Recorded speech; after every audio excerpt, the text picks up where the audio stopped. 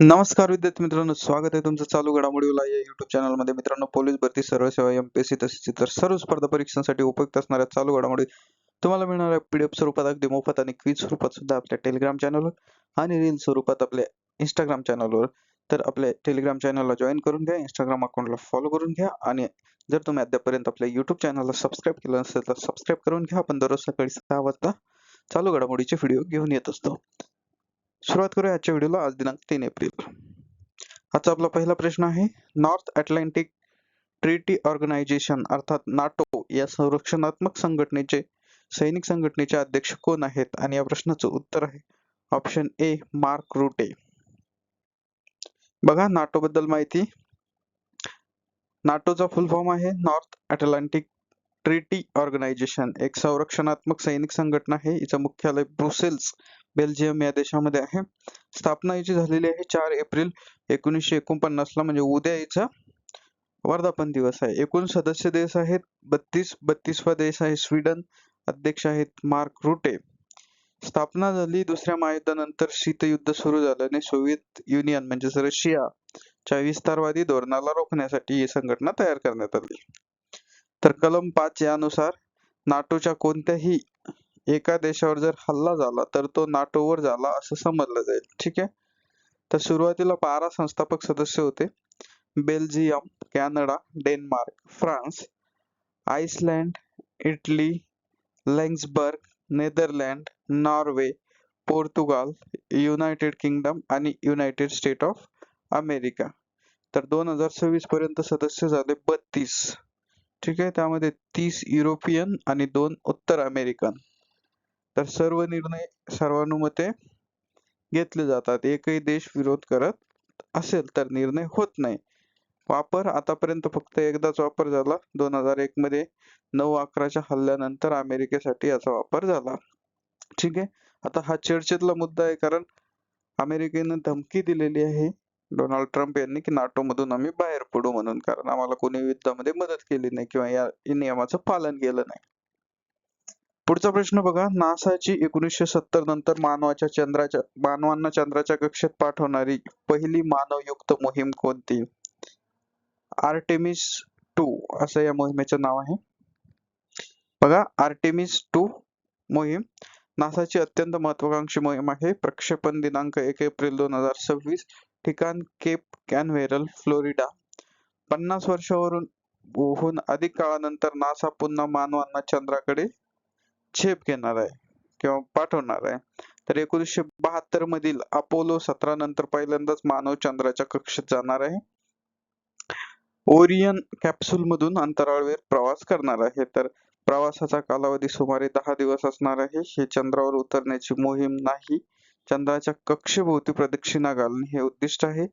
एकूण 4 अंतराळवीर यामध्ये सहभागी होणार आहे. Commander Reid Wiseman, pilot Victor Glover म्हणजे पहिला कृष्णवर्णीय म्हणून याची नोंद होईल.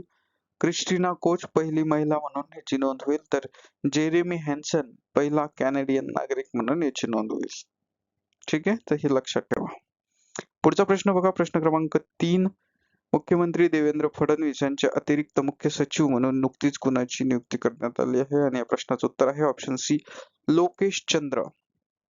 नवीन नियुक्ती या सदरातला हा प्रश्न आहे. लोकेश चंद्र मुख्यमंत्र्यांचे अतिरिक्त मुख्य सचिव झाले. तर यापूर्वी लोकेश चंद्र कोण होते? महावितरणचे अध्यक्ष होते आणि व्यवस्थापकीय संचालक होते. तर मुख्यमंत्री देवेंद्र फडणवीस यांचे आता नवे अतिरिक्त मुख्य सचिव असतील. आणि याच्या अगोदर कोण होतं? तर अश्विनी भिडे ह्या होत्या. तर अश्विनी भिडे यांची ते जागा घेतील. अश्विनी भिडे आता मुंबई महापालिकेच्या, बृहन्मुंबई महानगरपालिकेच्या काय बनलेले आहे? आयुक्त बनलेले आहेत.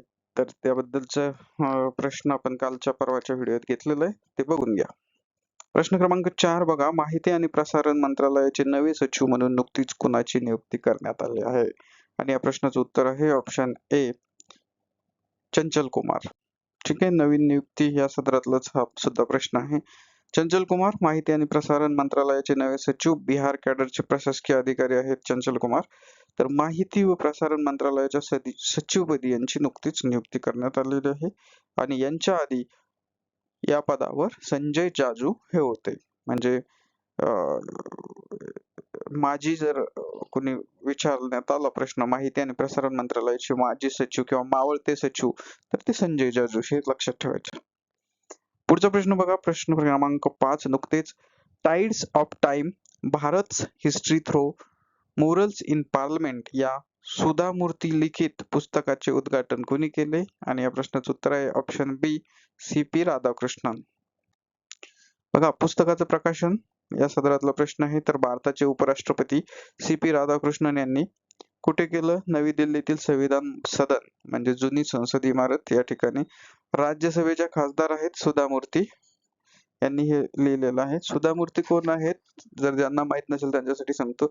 इन्फोसिस कंपनीचे जे मालक आहेत नारायण मूर्ती त्यांच्या त्या पत्नी आहेत, राज्यसभेच्या खासदार आहेत. आणि सी.पी. राधाकृष्णन यांच्या हस्ते केलं कारण राज्यसभेचे ते पदसिद्ध सभापती असतात. ठीक आहे. तर tides of time Bharat history through moral in parliament म्हणजेच याचा मराठीत अर्थ काय होतो? काळाच्या लाटा संसदेतील भित्तिचित्रांमधून भारताचा इतिहास. पुढचा प्रश्न, प्रश्न क्रमांक 6 इराणने अमेरिकन सैन्याविरुद्ध लढण्यासाठी कोणती स्वयंसेवक मोहीम सुरू केली आहे? आणि या प्रश्नाचं उत्तर आहे ऑप्शन डी जानफादा. बघा, मोहीम सुरू केली कुणी केली? इराणने. कुणाविरुद्ध? अमेरिकन सैन्याविरुद्ध लढण्यासाठी. काय नाव आहे? जानफादा. वैशिष्ट्य काय आहे? तर ही स्वयंसेवक मोहीम आहे. म्हणजे कशी? तर समजा आपल्या देशामध्ये जर सैनिक युद्ध जर झालं तर फक्त सैनिक लढतात, परंतु स्वयंसेवक म्हणजे ज्याला लढायची इच्छा असेल देशाकडून त्यांच्यासाठी ही मोहीम आहे. ठीक आहे. युद्धजन्य परिस्थितीमध्ये अशी मोहीम राबवली जाते. प्रश्न क्रमांक 7 जपानच्या कोणत्या कंपनीने जगातील पहिला 1 मेगापिक्सल पेक्षा जास्त क्षमतेचा ड्युअल बँड इन्फ्रारेड सेन्सर विकसित केला आहे? आणि या प्रश्नाचं उत्तर आहे ऑप्शन बी फुजिस्तू. ठीक आहे. बघा, जगातील पहिला या कॅटेगरीतला प्रश्न आहे त्याच्यामुळे खूप महत्वाचा आहे. 1 मेगापिक्सल पेक्षा जास्त क्षमतेचा ड्युअल बँड इन्फ्रारेड सेन्सर विकसित केलेला आहे. कोणत्या कंपनीने केलेला आहे? फुजिस्तू या कंपनीनं. तर ही कंपनी कोणत्या देशाची आहे? जपान या देशाची. पुढचा प्रश्न, प्रश्न क्रमांक 8 वेस्ट इंडिजचा कोणता अष्टपैलू खेळाडू IPLच्या इतिहासात सर्वाधिक सामने खेळणारा परदेशी खेळाडू ठरला आहे? ठीक आहे. या ठिकाणी सर्वाधिक सामने बघा, IPL मध्ये सर्वाधिक सामने, त्याच्यामुळे हा खूपच इम्पॉर्टंट प्रश्न, याला IMP करा. तर या प्रश्नाचं उत्तर आहे ऑप्शन सी सुनील नरेन. बघा, सुनील नरेन नाव जरी मराठी वाटत असेल किंवा भारतीय वाटत असेल तरी हा खेळाडू कोणत्या देशाचा आहे? वेस्ट इंडिजचा आहे. वैशिष्ट्य आहे अष्टपैलू खेळाडू, नाव आहे सुनील नरेन आणि कामगिरी IPLच्या इतिहासात सर्वाधिक सामने खेळणारा परदेशी खेळाडू तो ठरलेला आहे. पुढचा प्रश्न, प्रश्न क्रमांक 9 स्थलांतरित वन्यजीव प्रजातींच्या संवर्धनावरील अधिवेशनाच्या पक्षकारांच्या परिषदेची 15वी बैठक कोणत्या देशात पार पडली? तर या प्रश्नाचं उत्तर आहे ऑप्शन बी ब्राझील. बघा, कोणतं अधिवेशन होतं? तर स्थलांतरित वन्यजीव प्रजातींच्या संवर्धनावरील अधिवेशन CMS. तर पक्षकारांच्या परिषदेची 15वी बैठक म्हणजेच COP15 असंही विचारलं जाऊ शकतं. ठीक आहे, शॉर्ट फॉर्म मध्ये. कुठे पार पडली? तर ब्राझील या देशात पार पडली.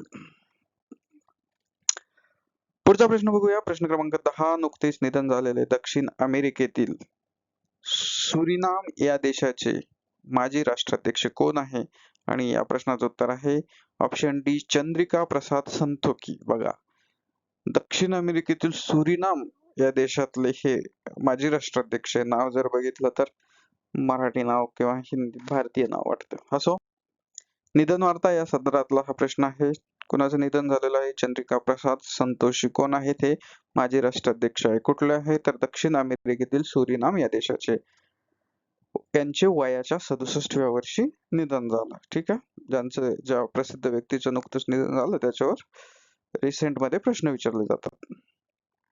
प्रश्न क्रमांक 11 भारताची संयुक्त लष्करी सज्जता आणि त्रिसेवा ताकद प्रदर्शित करण्यासाठी अंदमान आणि निकोबार कमांड ANC द्वारे कोणता युद्ध सराव आयोजित करण्यात आला होता? तर या प्रश्नाचं उत्तर आहे सराव द्वीपशक्ती 2026. प्रश्न क्रमांक 12. औषध निर्माण क्षेत्रात भारताचे स्थान बळकट करण्यासाठी इंडिया फार्माची 9वी आवृत्ती कुठे आयोजित केली जाणार आहे? आणि या प्रश्नाचं उत्तर आहे ऑप्शन सी, दिल्ली. बघा, औषध निर्माण क्षेत्रात भारताचे स्थान बळकट करण्यासाठी इंडिया फार्माची कितवी आवृत्ती आहे? 9वी आवृत्ती आहे. कधी आयोजित करण्यात आलेली आहे? 13 आणि 14 एप्रिलला 2026 ला. ठीक आहे. नवी दिल्लीतील फेडरेशन हाऊस या ठिकाणी. स्थळ कोणतं आहे? तर नवी दिल्लीतील फेडरेशन हाऊस. प्रश्न क्रमांक 13 बघा, रिझर्व्ह बँक ऑफ इंडियाचे मुख्यालय कुठे आहे? ठीक आहे. बराचसा गोंधळात टाकणारा प्रश्न आहे, म्हणून आपण याला थोडासा डिटेलिंग मध्ये घेतलं. काल आपण याच्याबद्दलच घेतलं होतं कारण वर्धापन दिन परवा झाला. ठीक आहे. तर या प्रश्नाचं उत्तर आहे मुंबई, महाराष्ट्र, ऑप्शन बी. स्थापना झाली तेव्हा कुठे होतं? तर ते कोलकाताला होतं. त्याच्यामुळे हा कन्फ्युजन क्लिअर करून घ्या. जर तुम्हाला अजून डिटेलिंग मध्ये पाहिजे असेल तर कालच्या व्हिडिओमध्ये या संदर्भातला आपण डिटेलिंग मध्ये दिलेला आहे. पुढचा प्रश्न बघूया. याच्यावर बघा, 1 एप्रिल 2026 रोजी भारतीय रिझर्व्ह बँक म्हणजेच RBI 91वा स्थापना दिवस साजरा करत आहे किंवा त्यांनी केला आहे. तर रिझर्व्ह बँक ऑफ इंडियाचे मुख्यालय किंवा मुख्य कार्यालय मुंबई, महाराष्ट्र या ठिकाणी आहे. ठीक आहे. प्रश्न क्रमांक 14 बघा, भारतात 16वी आणि पहिली डिजिटल जनगणना कधीपासून सुरू झाली? तर ही झाली 1 एप्रिल 2026 पासून. ठीक आहे. प्रश्न चुकल्यासारखं वाटत असला तरी सुद्धा तो बरोबर आहे. बघा, देशभरात जातनिहाय जनगणना 1 एप्रिल 2026 पासून सुरू, तर महाराष्ट्रात 1 मे 2026 पासून ती सुरू होणार आहे. 1 एप्रिल 2026 पासून भारतात 16वी म्हणजे रेग्युलर जी जनगणना होती त्यापैकी ही 16वी आहे. तर पहिली डिजिटल, कारण याच्या अगोदर डिजिटल जनगणना झालेली नव्हती, आता ती डिजिटल होणार आहे. ठीक आहे. त्याच्यामुळे पहिली डिजिटल जनगणना कोणती? तर या वर्षीची किंवा ही जी 16वी रेग्युलर आहे.